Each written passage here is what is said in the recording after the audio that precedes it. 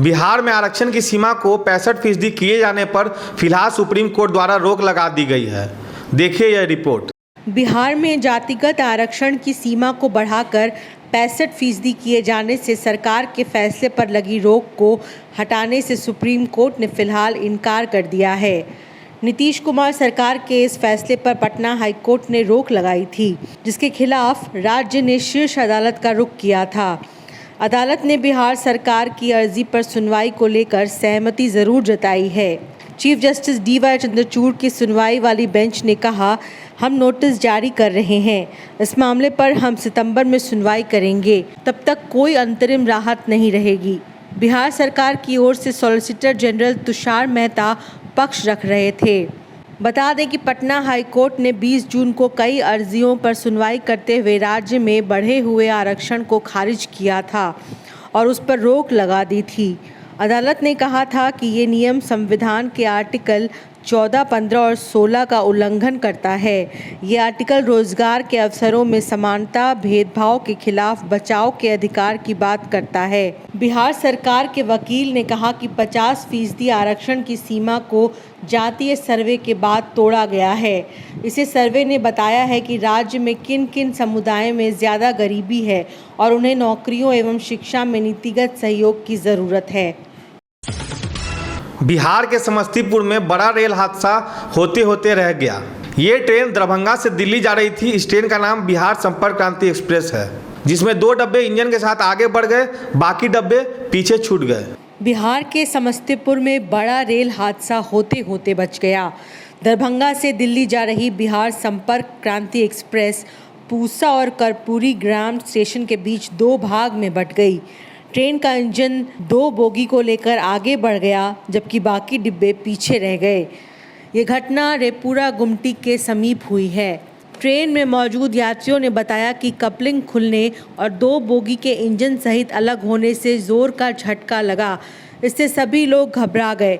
हालांकि अब तक किसी भी तरह का नुकसान होने की खबर नहीं आई है। हादसे की सूचना मिलने पर रेलवे की टीम मौके पर पहुंची और ट्रेन के कपलिंग की जांच पड़ताल शुरू कर दी है।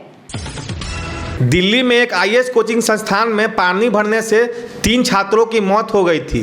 सोमवार को यह मामला संसद में भी गूंजा। राज्यसभा के सभापति जगदीप धनखड़ ने कहा है कि कोचिंग संस्थान एक धंधा बन गया। दिल्ली के एक IAS कोचिंग संस्थान में पानी भरने से 3 छात्रों की मौत का मामला सोमवार को संसद में भी गूंजा। इस पर राज्यसभा में बहस छिड़ी तो सभापति जगदीश धनखड़ ने भी टिप्पणी की। उन्होंने कहा कि आज कोचिंग एक धंधा बन गया है। हम अक्सर अखबार पढ़ते हैं तो शुरुआत के 1-2 पन्नों में उनके ही विज्ञापन मिलते हैं। बता दें कि शनिवार को बेसमेंट में पानी भरने से 3 कोचिंग स्टूडेंट्स की मौत हो गई थी। इसके अलावा बीते सप्ताह ही एक छात्र की बारिश होने के बाद करंट लगने से मौत हो गई थी। मैं सदस्यों से कहूँगा, ये अत्यंत गंभीर मुद्दा है।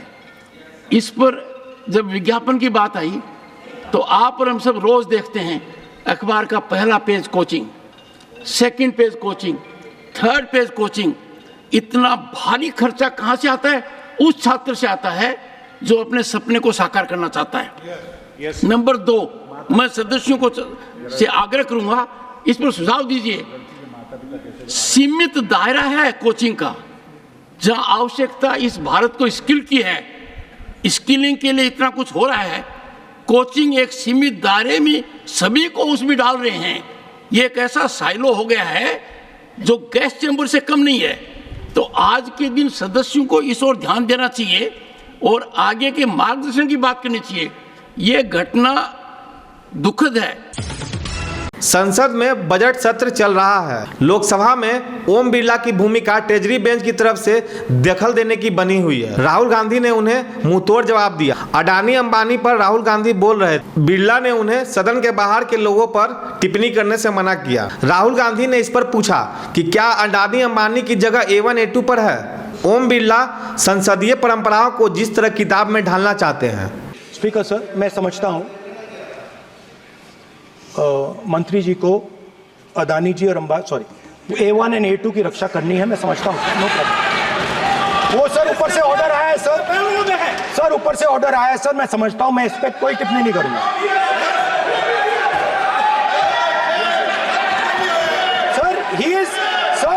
permitted. Sir, he is permitted to defend them, sir.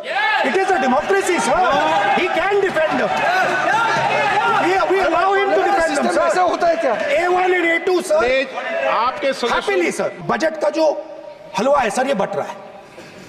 और इस फोटो में, सर, मुझे एक ओबीसी अफसर नहीं दिख रहा, एक आदिवासी अफसर नहीं दिख रहा, एक दलित अफसर नहीं दिख रहा मुझे. ये हो क्या रहा है, सर? सर, देश का हलवा बट रहा है, सर, और इसमें 73% का एक है ही नहीं. सर, ये आप लोग हलवा खा रहे हो और बाकी देश को हलवा मिल ही नहीं रहा है.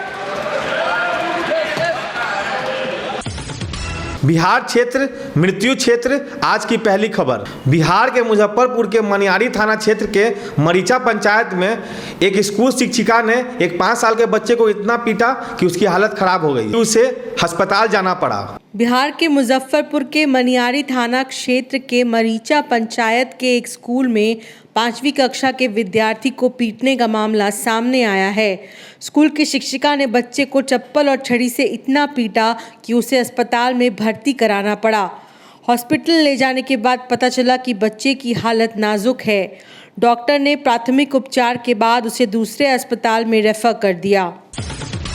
कैमूर जिले के भभुआ पंचायत में पुलिस ने छापेमारी करके 15 पैकेट गांजा बरामद किया है। गांजे की कीमत 4 लाख बताई जा रही है। पुलिस के मुताबिक 2 सगे भाइयों ने इस पूरे घटनाक्रम को अंजाम दिया है। पुलिस उनसे पूछताछ कर रही है। कैमूर जिले के भभुआ पुलिस ने गुप्त सूचना के आधार पर छापेमारी करते हुए भभुआ थाना क्षेत्र के सिकरा गांव के पास एक घर से 15 पैकेट गांजा बरामद किया है। वहीं गांजा तस्करी के आरोप में 2 सगे भाइयों को गिरफ्तार किया गया है। पुलिस के अनुसार जब्त गांजे की बाजार में कीमत करीब 4 लाख रुपए बताई जा रही है। गांजा तस्करी में दोनों भाई काफ़ी समय से लगे थे। फिलहाल दोनों भाइयों से पुलिस पूछताछ कर रही है। वैशाली पुलिस ने गुप्त सूचना मिलने पर 2 फर्जी पुलिस अधिकारी को गिरफ्त में लिया है। दोनों स्कॉर्पियो गाड़ी में पुलिस का स्टिकर लगाकर घूम रहे थे। फिलहाल पुलिस ने उन्हें धर दबोचा है। वैशाली पुलिस ने गुप्त सूचना के आधार पर छापेमारी कर 2 फर्जी पुलिस अधिकारियों को अरेस्ट किया है। दोनों पुलिस की वर्दी पहनकर पुलिस का स्टिकर लगाकर स्कॉर्पियो से घूम रहे थे। तभी वैशाली पुलिस की टीम ने इन्हें दबोच लिया।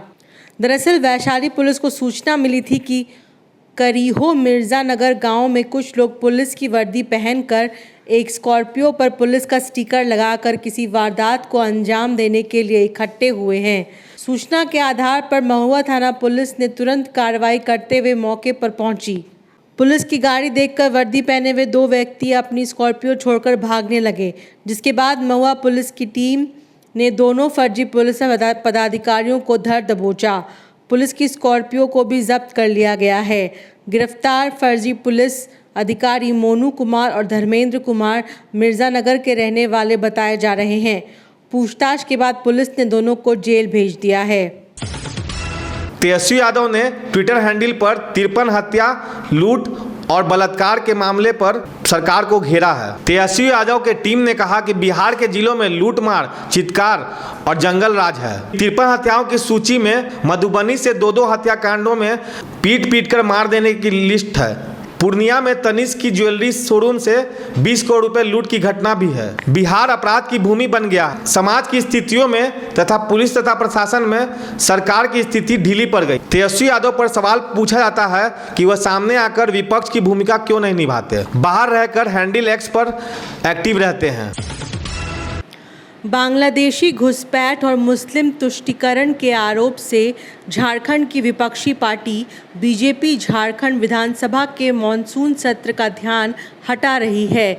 झारखंड के वास्तविक मुद्दों को किनारा करके इस सांप्रदायिक एजेंडे को ज्वलंत मुद्दा के रूप में लिया गया है। सोमवार को झारखंड विधानसभा मॉनसून सत्र में सदन के अंदर भारतीय जनता पार्टी के द्वारा मामला को तीखा बनाने की कोशिश हुई। सदन शुरू होने से पहले सदन के बाहर विपक्षी दल भाजपा ने पुरजोर तरीके से विरोध प्रदर्शन किया। हाथों में तख्ती लेकर झारखंड सरकार के खिलाफ नारेबाजी भी की गई। ये निश्चित है कि अन्य कुर्मी, सदान और बाहर से आकर झारखंड में बसे लोगों के मुकाबले झारखंड में आदिवासियों की संख्या कम होती जा रही है। सम्मान तो हम कर भी नहीं रहे। हमने तो कहा कि यहाँ पर आदिवासियों की जनसंख्या कम हो रही है और बांग्लादेशी रोहिंग्या जो घुसपैठ है, या मतदाता सूची में अपना नाम दर्ज कर रहे हैं, जमीन जायदाद परचेज कर रहे हैं, राशन कार्ड बना रहे हैं और उनको हेमंत सरकार उनको पाल पोस रहे हैं। बीजेपी इसे झारखंड में अपने सांप्रदायिक जन आधार के लिए इमोशनल मसला बनाने में लगी है। मसला उठाया जा रहा है कि इसे बेटी, माटी, रोटी तीनों को खतरा है। झारखंड प्रदेश में आदिवासी मतों को भी और अन्य गैर आदिवासी मतों को सांप्रदायिक स्तर पर गोल बंद करने की तीखी कोशिश हुई है। डेमोग्राफी चेंजेज हुए हैं, जिस तरह से बांग्लादेशी घुसपैठ पूरे क्षेत्रों में जिस तरह से कब्जा जमा करके रखा हुआ है, माटी, बेटी, रोटी तीनों हमारे खतरे में आ गए हैं। हूल आंदोलन के प्रणेता सिद्धू कान्हू जी की वो धरती आज अपने न्याय के लिए बाट जो रही है। तो ये थी आज की खबरें। आपको आज का हमारा समाचार कैसा लगा कमेंट बॉक्स में जरूर बताएं। अगर यूट्यूब पे देख रहे हैं तो लाइक करें, सब्सक्राइब करें तथा बेल आइकन दबाना ना भूलें ताकि आपको पल पल का नोटिफिकेशन मिलते रहे। तब तक के लिए मैं आकाश, विमर्श न्यूज़ पटना के लिए धन्यवाद।